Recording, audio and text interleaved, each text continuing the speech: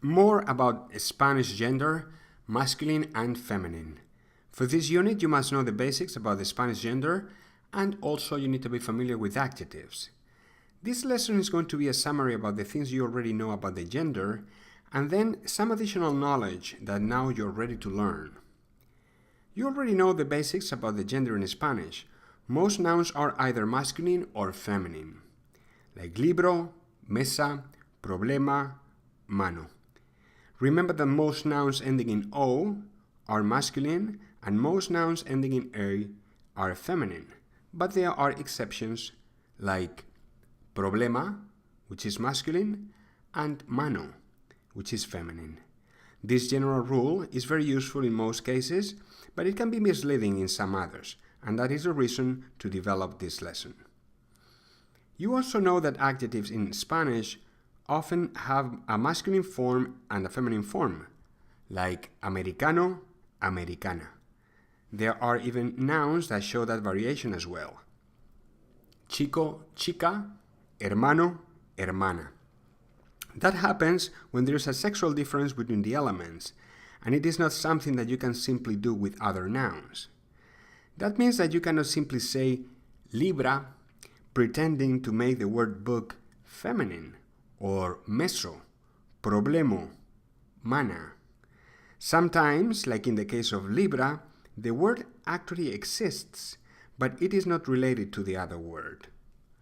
Libro is book, libra is pound. The word libra means pound, and it is not related to libro. Apart from libro, libra, there are many other cases where there is an apparent variation of gender on nouns that in fact don't have anything to do with each other, like cuaderno, notebook, cuaderna, a frame in the structure of a ship. Puerto, port or harbor, and puerta, door. Something similar happens with the variation or hora that we see in some adjectives, like trabajador, trabajadora. There are nouns that admit a similar variation because there is a sexual difference implied. Profesor, profesora. Conductor, conductora. If a noun happens to end in or hora, then you cannot simply change the ending of the noun pretending to change the gender of the noun. For example, the word borrador, eraser, cannot be changed into borradora to mean some type of female eraser. Although the word borradora exists as well, it is not a noun anymore. Something similar happens with impresora, printer.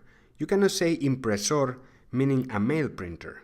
The word exists in Spanish as well, but it is not related to the electronic device.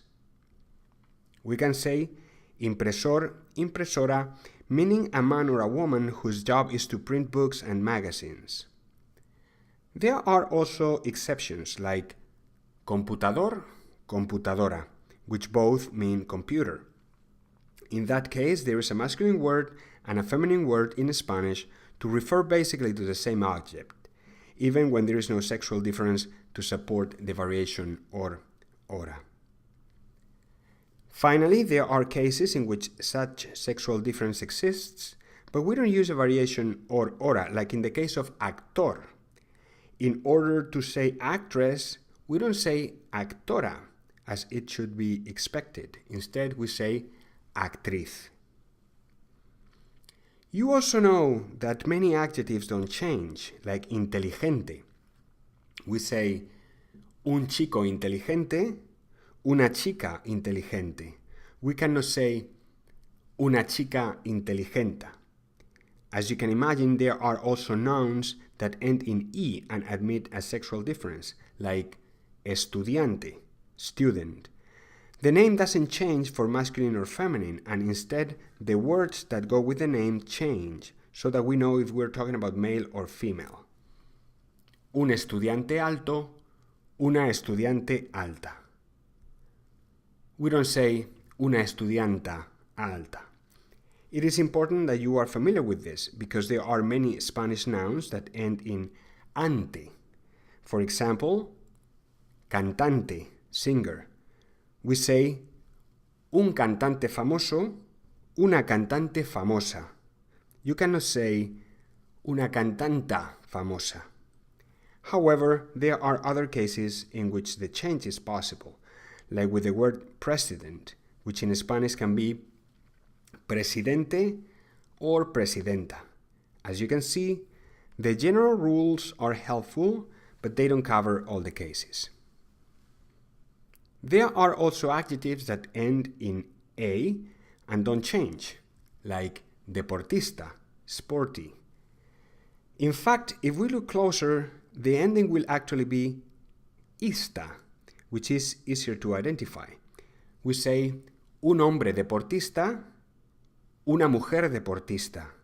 We cannot say un hombre deportisto. There are also many nouns in Spanish that end in ista and don't change, even when there is a sexual difference implied. We have, for example, artista, artist. The words that are around the noun change to indicate the gender, but the word artista doesn't change. Un artista famoso, una artista famosa. You cannot say un artisto famoso. Something similar happens with nouns ending in nauta, like astronauta, astronaut. It doesn't matter that we mean a male astronaut or a female astronaut. The word will not change. Un astronauta, una astronauta. You cannot say un astronauto. But there are other cases in which it is difficult to guess, like in the word atleta, athlete. We say un atleta, una atleta. We cannot say un atleto. Finally, it is interesting to see that there are even some nouns that end in O and don't have an O-A variation, even when there is a sexual difference implied. One of those nouns is the word modelo, model, when the word is referred to a man or a woman who works as a fashion or photography model, as opposed to an example to follow. We say, Juan es un modelo, María es una modelo. We cannot say, María es una modela. So as you can see, the general rules are very helpful, but you will find exceptions and very particular cases all the time.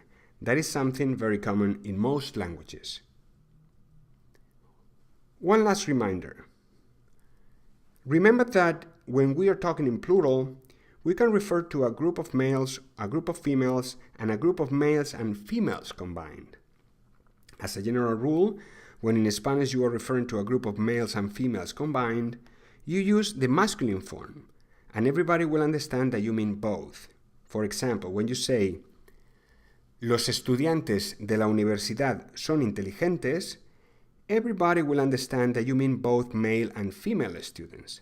That rule applies to any group of males and females combined, even if the females are a majority.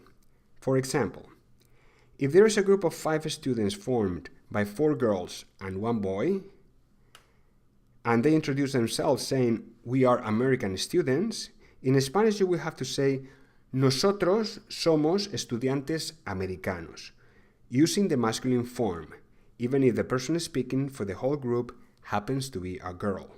In these cases, the masculine gender includes males and females. And now, one interesting thing to finish this unit. In Spanish, we have the word hermano for brother, and we have the word hermana for sister. However, we don't have another word for sibling. Can you guess what word will we use in Spanish to refer to siblings? If you want to say Juan's siblings are tall, in Spanish you will say los hermanos de Juan son altos, because the word siblings seems to refer to brothers and sisters at the same time. In Spanish you will use the masculine form, hermanos, to mean both. Of course, there will be cases of confusion and ambiguity, but most of those cases can be resolved in the context of the conversation. So as you can see, there is something more than the basics about the Spanish gender. In fact, very soon you will learn that in Spanish, we also have the neutral gender, meaning that it is neither masculine nor feminine.